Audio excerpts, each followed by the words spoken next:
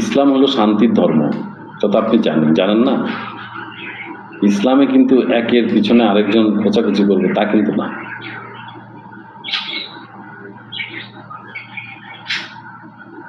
ইসলাম মানে কি মসজিদের ভিতরে ধর্ষণ করবে তা না। আমি ওই যে ব্রাহ্মণবাড়ির মেয়েটার কথা বলছি না, আমি বলছি যে গাজীপুরে এক ভদ্র মহিলা তার স্বামী স্ত্রীর ভিতরে ঝগড়াঝাটি হওয়ার কারণে তারা একে অপরকে তালাকের কথা বলছে।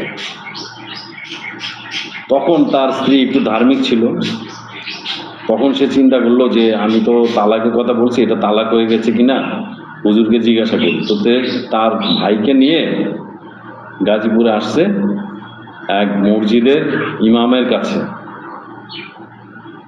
মসজিদ ইমামকে বলল যে আমরা তো এরকম ঝগড়াঝাটির ভিতরে তালাক দিয়ে ফেলছি, এই যে ইসলামিক বার্তা ভাই শুনেন, যে তালাক দিয়ে ফেলছি, এখন এই তালাকটা এটা কি হয়েছে কিনা।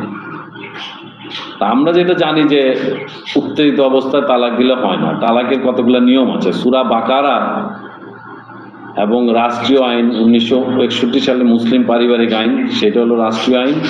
এছাড়াও সূরা বাকারা পবিত্র কোরআনে আল্লাহ তাআলা ঘোষণা করছেন যে তালাক দিতে হলে 3 হিদ্দতকাল লাগবে। অর্থাৎ প্রথম হিদ্দতকালে তালাক, তারপরে হিদ্দতকালে তালাক, তারপরে, অর্থাৎ এই যে সময়টা, এই সময় আপনাদের সংশোধন করার জন্য বলা হয়।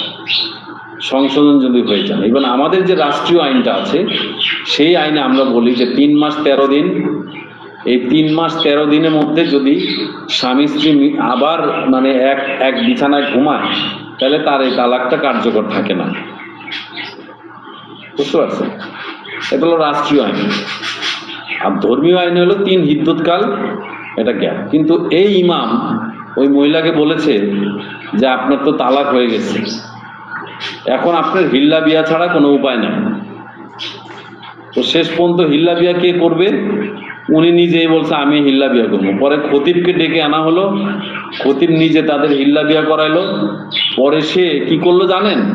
মসজিদের সিঁড়িতে যে এই মহিলার সাথে সহবাস করবে। মসজিদের সিঁড়িতে সহবাস করার পর তখন তাকে আবার ডিভোর্স বললো যে আপনার তালাক, এখন আপনি আপনার আগের স্বামীকে বিয়ে করতে পারেন। এই মহিলার বিবেক ধ্বংসনের কারণে এই মহিলা নিজে প্রকাশ করে দিছে, আর তখন সমস্ত মিডিয়া এটা চলে আসছে। আমরা কিন্তু এটা কিন্তু ইসলাম ধর্ম না, তাই না? পাশাপাশি মসজিদে মাদ্রাসায় যেসব বাচ্চাদের সাথে বলাৎকার করা হয়, এটা কিন্তু ইসলামী ধর্ম না। ইসলাম মানে শান্তির ধর্ম।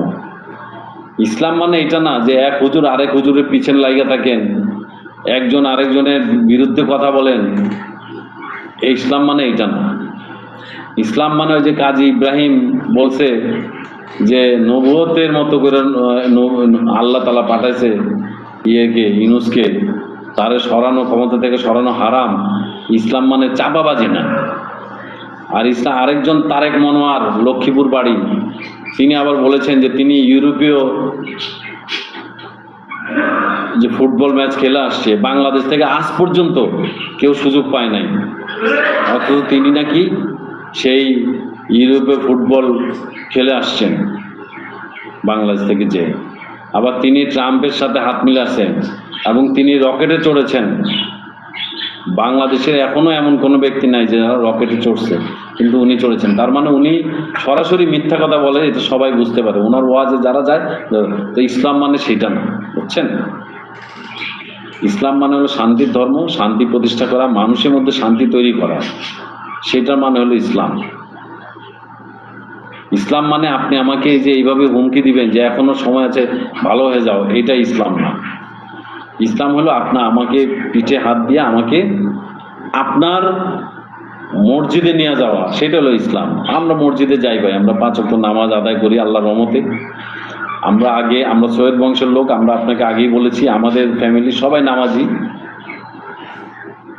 তো স্বাভাবিক কারণে আমার সন্তানরাও নামাজি, আপনি আমাকে ইসলাম মানে কি শিখাবেন? যাক, আরেকজন কমেন্ট করে